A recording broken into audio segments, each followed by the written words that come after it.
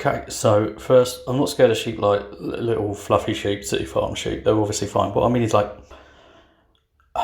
in the north, up in the hills, like big moors and fells, and there's sheep that graze on them. Yeah, and they're big, like big goat size, and especially when when like they shear sheep, spring or early summer, I suppose, and all the fleece is off. You can see they're actually quite wiry and solid and just bigger, right, than you expect.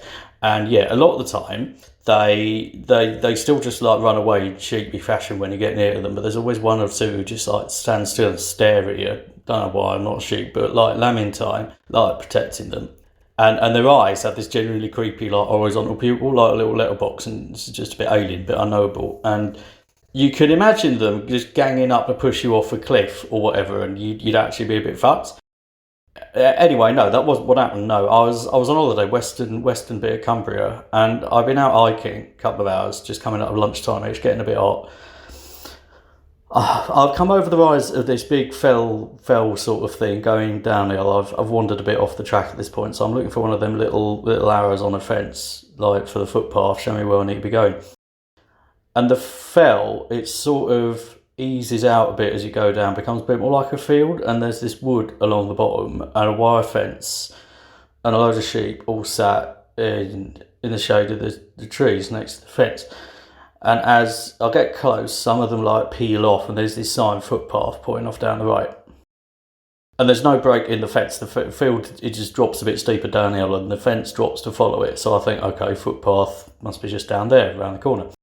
So around the corner of this fence, over a bit of rock, and honestly, I can't see where the path goes. It just sort of disappears in all these waist-high ferns and pointy grass and thistles with a stone wall at the bottom. And the ground's a bit boggier as well, which is just great at that point. And I'd start stamping around in all this undergrowth trying to see if there's a gate or a gap or anything. And all the while I'm doing this, I'm following just random sheep tracks, and sometimes one of them just pops out of the ferns, like nearly knocks me over, and then they leg it back up the hill to where the others are. And I'm a bit fed up by this point, so when they start bleating to each other, I start bleating back at them, which is stupid, obviously, but it makes me feel slightly better. Like high pitch for the lambs and lower for the parents. Ma, and I like to think I'm messing with them. So I've gone most of the way along this old stone wall, and I can't find a gap. And I'm just about to say sod it and go up back to where the footpath sign was, when I come to this one last clump of ferns, and there's the sheep in it. And just for fun, I look right at it and go, "Murr," and it shifts a bit, doesn't move, so I go, "Murr," again. And some of this pointy grass, like a big tuft of it, something comes up behind it, and at first I think it's a swan, like a swan's neck when it lifts its head, that kind of movement.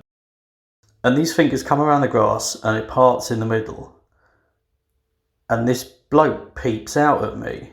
Like, I know it's a bloke, not a sheep, because the face is the wrong shape. It's round, it's not long, and the nose is really, like, flat, maybe, like, even if it was there. I'm not sure. And it's got hair down its forehead, like, sweaty, and it's not got sheep eyes. It's got these big, dark eyes looking at me. You can only just see the white around the edge, like, really wide open. And its little mouth purses up, and it goes, "Meh,"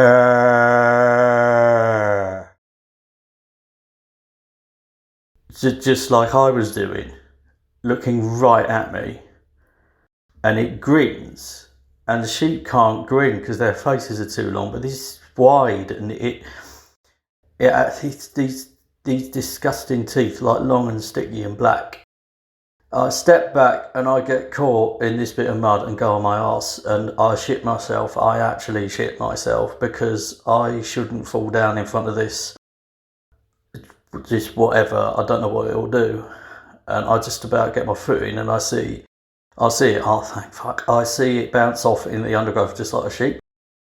And what I thought was this shaven sheep's back was its own back, just with skin really, really pale and tight over the bones.